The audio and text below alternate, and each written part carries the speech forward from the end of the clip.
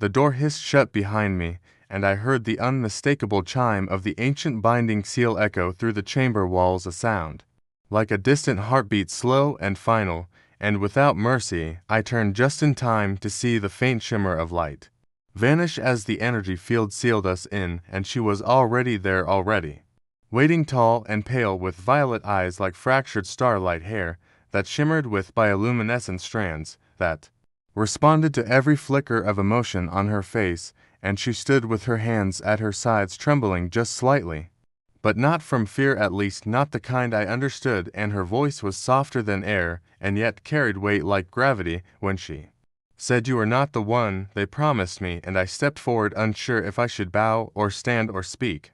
But I did all three at once, awkwardly, trying to read the temperature in a room that felt more sacred than hostile. The ceiling pulsed above us with lines of amber light, and below our feet the glassy floor showed the stars. Below this chamber was suspended in orbit a ceremonial relic from a forgotten era, and now it had been reawakened for this single night. And she watched me, and I watched her, and the silence hung like a verdict until I said, "I am sorry if I was not what you expected," and she looked away for a moment, before turning back with a voice more resolved than before. "It does not matter who I expected, it matters only that we do not fail, or my people will cease and your people will vanish, and everything we were will be rewritten by extinction." And her words hit me like a silent explosion, and I knew this was no ritual, this was not symbolic, this was real and binding, and the pressure in the air felt like a growing storm. And I took a step closer as her eyes narrowed, not in anger, but in sharp calculation, and she said, "There are protocols, but I will not follow them if you are kind, and I will not resist if you understand." And I said, "I do not know what I understand yet, but I want to help you." And her gaze softened, and for the first time she smiled, a flicker of something ancient and royal and terribly human, and she said then, "Sit with me while the stars move, and let us not speak of duty for just one moment longer." She sat cross-legged on the obsidian cushion and gestured for me to sit opposite her, and the air between us felt heavier, like the room itself knew what was expected and did not intend to make it easy.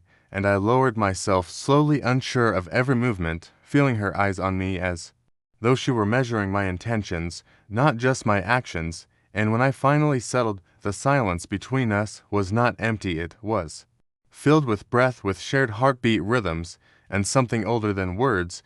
And she said, "The chamber is called Ametha in our tongue. It means the breath between choices." And I asked her if that meant we had a choice, and she smiled again, but this time it was sad. "It means the illusion of choice when the path ahead has already narrowed to one." And she reached forward gently, and she said, "The chamber is called Ametha in our tongue. It means the breath between choices." And I asked her if that meant we had a choice, and she smiled again, but this time it was sad. "It means the illusion of choice when the path ahead has already narrowed to one."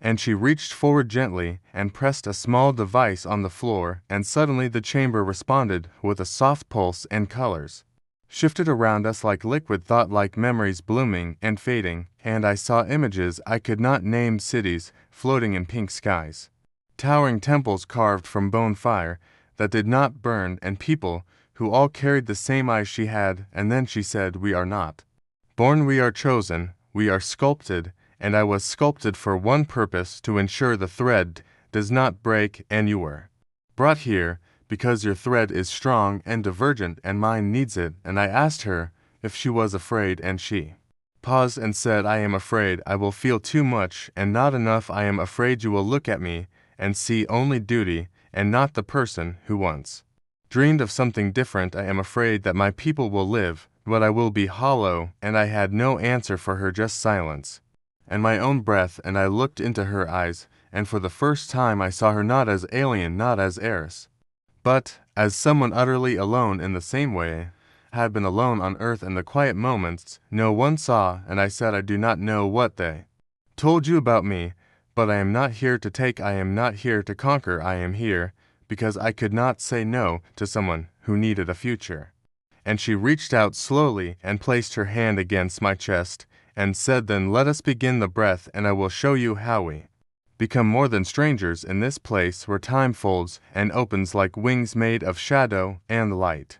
Her hand against my chest did not press, it simply rested, and yet I felt it through every layer of who I had been up to this moment, as though her touch could unmake and remake identity itself, and the room responded again, not with light this time, but with warmth, as if the walls exhaled and the chamber sighed with us, and she closed her eyes and her lips moved in words I could not hear, yet somehow I felt them curling through the air like songless melody, ancient and precise, and suddenly my mind, filled with images of rivers that flowed backward, of stars being born inside stone, of laughter echoing inside glass, and then her eyes opened and she said, "We are now joined in rhythm, and the chamber has accepted you as worthy." And I asked her what that meant, and she said, "It means the chamber will not reject our union. It means that if we try there is a chance." And I could hear the weight of that word, not certainty, not promise, but chance, and it hit me that this was not destiny locked in script, this was choice,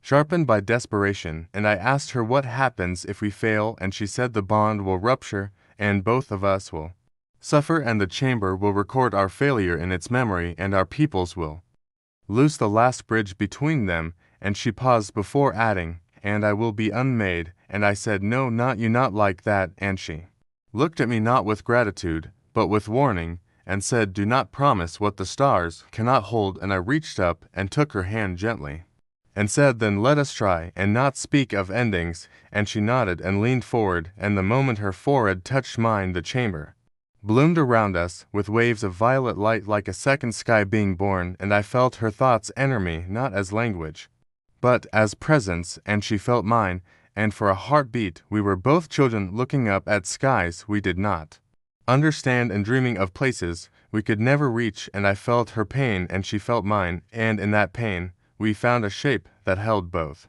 And I said, "Your world is beautiful," and she said, "Yours is loud and strange and full of chaos, and I love it already." And we stayed like that, letting the silence rise between us again, not as a wall, but as a thread made of everything we had never said and everything we now no longer had to. We rose without speaking, as if the chamber itself had lifted us, as if the air had shifted into a kind of gentle current, pulling us upward, pulling us forward, and the lights above formed concentric rings that pulsed in time with something neither of us controlled, a biological clock older than both our civilizations, and the floor beneath us began to move with a low hum, rotating slowly as if aligning with some star or constellation that would not rise again until long after we were dust. And she turned to me with her eyes glowing brighter than they had before, and she said, "It is time now, we cannot wait." And there was no fear in her voice now, only urgency, only that sharp edge that comes when you are running out of choices and running out of yourself. And I asked her if it would hurt, and she said, "It will not hurt in the way you mean, but it will change everything, and change is always a kind of pain." And then she reached up and removed the small golden circlet from her forehead and placed it on the altar at the center of the chamber.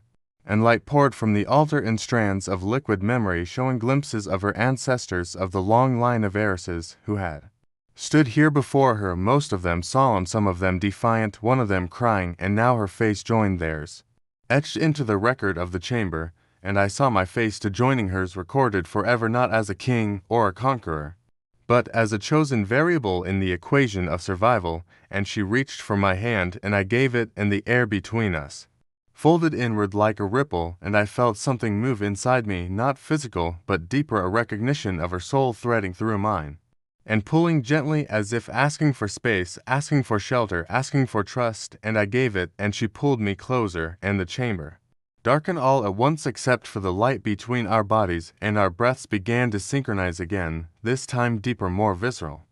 And the world outside the chamber vanished, and there was only heat and light and closeness, and the strange beauty of vulnerability given without guarantee. And I felt the stars humming through the floor, and she whispered not in my ear, but inside my thoughts, "We are doing this, we are the last, we are the beginning, and we are the proof that the cycle has not yet ended." And in that moment I was no longer from Earth, and she was no longer of the royal bloodline. We were only two bodies shaped by need, and guided by memory, reaching for something that had never been promised, but had always been hoped for. The chamber held its breath as if even the ancient stones did not dare to interrupt what had begun, and she leaned into me. And I into her, not as strangers, not as saviors, not as pieces in someone else's plan, but as something that had chosen itself in the space between collapse and hope, and the air shimmered around us warm and thick with the scent of starlight, and the echoes of old vows, and our skin glowed with the energy the chamber fed us, drawn from the great orbiting engines that spun like forgotten gods above and below. And she said the chamber does not merely witness, it amplifies, it remembers. And through it, so will the people who come after if we succeed. And the lights began to spiral faster, and the floor beneath us trembled slightly, not from danger, but from resonance, as though our very breath was harmonizing with the metal and stone and memory around us. And I felt something pass from her into me, and from me into her, not physical, not definable, just the slow, steady collapse of the wall that separates one soul from another. And in that collapse something new began to grow, and her eyes widened, and she gasped, and I held her, because the light between us was no longer light, it was life, raw and forming and ancient and entirely new. And she said, I feel it inside. And the chamber responded with a slow ringing tone, a deep harmonic bell that filled every corner of our world and beyond. And I asked her what it meant, and she laughed, not with joy exactly, but with release, and said, it means it is done, it means we are not the end.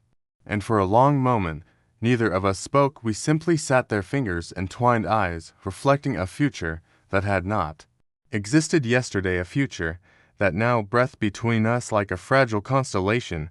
And the lights around the altar dimmed, and the wall behind us opened with a soft sigh, and the stars spilled in full and bright and indifferent and glorious. And I stood and helped her to her feet, and she wobbled, but smiled and said, I have never felt so empty and so full. And I said, I think that is what beginning feels like. And we walked together out of the chamber, not as symbols, not as relics, not even as bonded strangers, but as to people who had given everything in one night to keep the stars from going silent. And above us the sky sang, and below us the world waited. And inside her something small stirred for the first time and began to dream.